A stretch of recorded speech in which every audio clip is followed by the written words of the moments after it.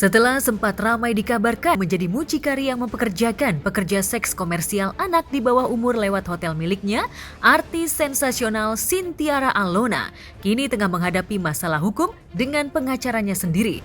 Setelah sebelumnya ia melaporkan sang kuasa hukum ke Polda Metro Jaya atas dugaan penipuan dan penggelapan, kini giliran mantan kuasa hukumnya yang melapor balik. Tak terima dilaporkan Alona, hingga kemudian ia mengambil langkah laporan balik dengan tuduhan pencemaran nama baik.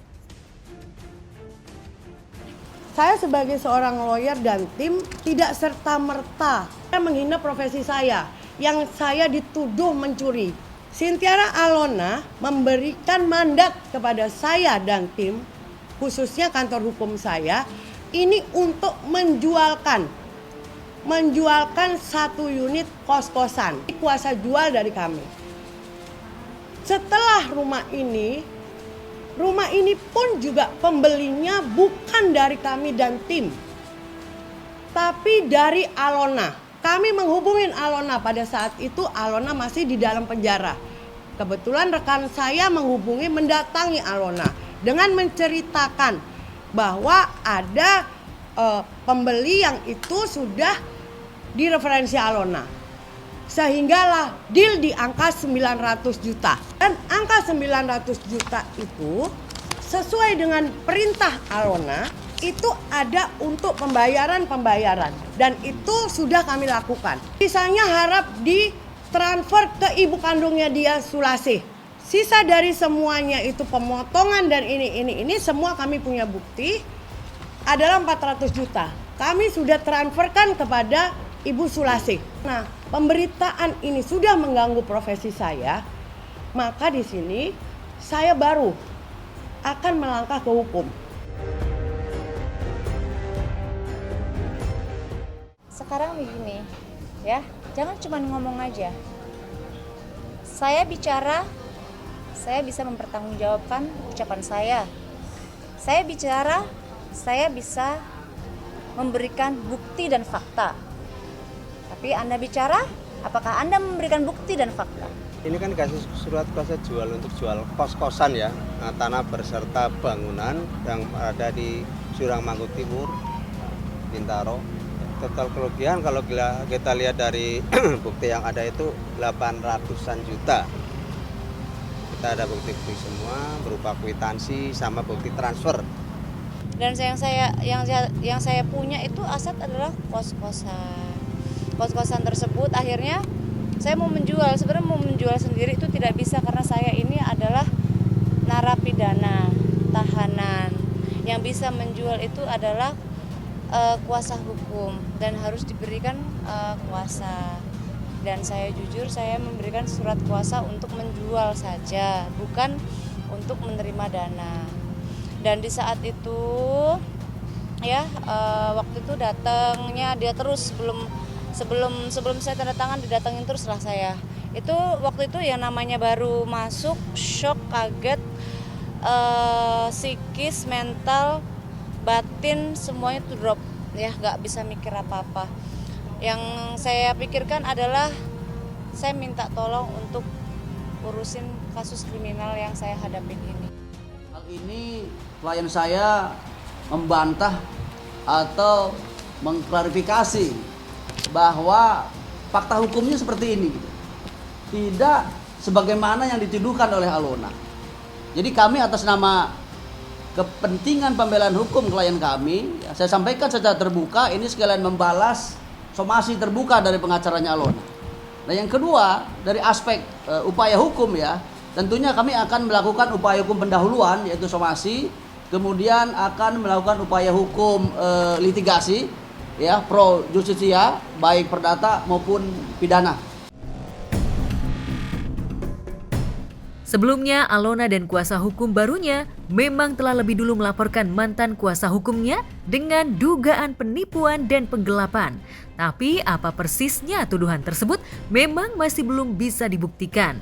Tak terima dengan itu, mantan pengacara pun akhirnya melaporkan balik. Lantas, benarkah laporan balik ini sudah diproses? Bagaimana kubu Alona menanggapi pelaporan balik mantan pengacaranya? Kalau saya lebih percaya pihak berwajib Karena pihak berwajib itu saya yakin akan sangat bijaksana menanganin kasus apapun. Kalau hitung-hitungan sama dia, ya, saya tidak percaya lagi. Dari awal pun nggak pernah hitung-hitungan dengan saya, gitu loh. Jadi semuanya, jujur saya akan lebih percaya dengan pihak berwajib masalah hitungan apapun itu. Sampai detik ini, saya juga tidak tahu apa sebetulnya niat mereka, khususnya Alona di sini. Saya sehingga saya merasa resah ketika ini sudah mengganggu profesi saya, mengganggu nama baik saya, keluarga saya. Yang dituduhkan saya mencuri.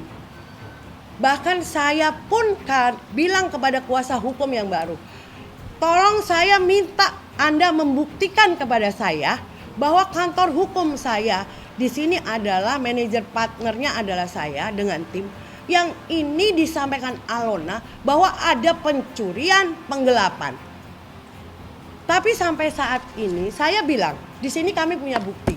Saya minta buktinya di sana tidak bisa memberikan kepada kami.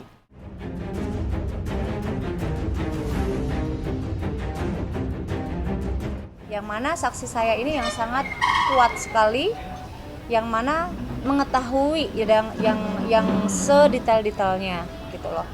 Dan di situ menurut saya udah sangat kuat sih, dari bukti dan saksi saya udah sangat cukup kuat.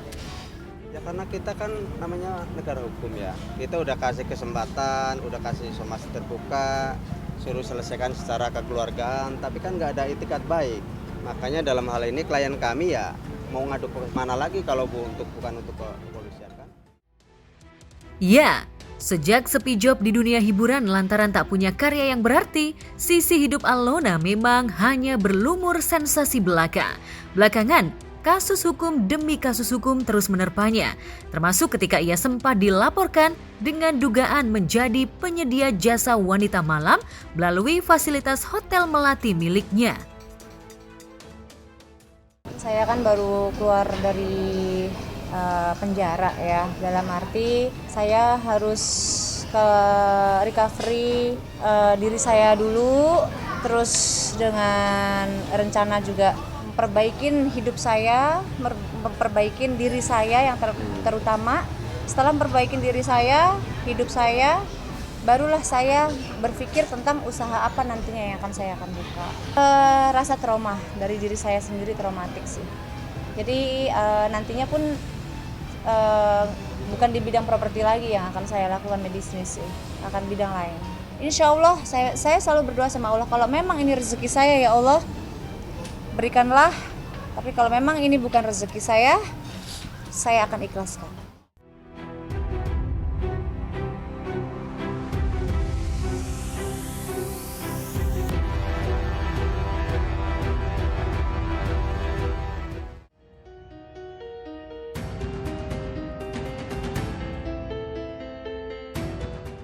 Di tengah kisruh adegan saling lapor antara klien dan mantan juru bela, mantan penyanyi cilik Tegar Septian tiba-tiba menuding mantan istrinya Sarah Sheilka telah berbadan dua sebelum resmi menikah dengannya. Pengakuan Tegar itu terkesan tak mengakui anak yang dilahirkan istrinya. Lantas, seperti apa pengakuan Tegar yang sempat viral tersebut? Yang pertama, Tegar, perasaan hati Tegar kayak kurang yakin karena terlalu cepat kehamilan. Dan yang kedua, Tegar masih dapat siap karena Tegar ingin sekali mendapat kepastian bahwa itu anak Tegar atau bukan. Kalau kita melihat tidak keyakinan Tegar itu ya, suami melihat istri itu kan dalam tanda kutip berzina, itu boleh-boleh saja asal dapat dibuktikan dengan adanya saksi atau melihat sendiri. Tapi permasalahan ini ya, kalau kita berbicara dengan Tegar, jauh terjadi sebelum pernikahan. Ini harus dibuktikan secara DNA. Sontak saja curhatan Tegar Septian membuat Sarah Sheilka geram.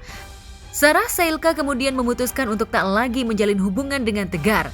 Melalui media sosial, Sarah Sailka menyindir jika Tegar tengah membuat gimmick agar namanya meroket.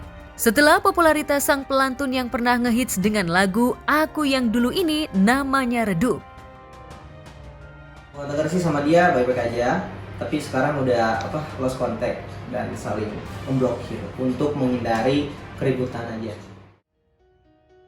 Tegar sendiri diketahui menikahi Sarah pada tahun 2020 lalu. Kala itu usia Tegar masih 18 tahun. Ia menikah dengan seorang YouTuber bernama Sarah Sailka Camelia yang usianya 5 tahun lebih tua. Tapi baru 7 bulan menikah, Sarah melahirkan anak. Kala itu, kontroversi ihwal dugaan Sarah telah berbadan dua sebelum menikah dengan Tegar pun mencuat.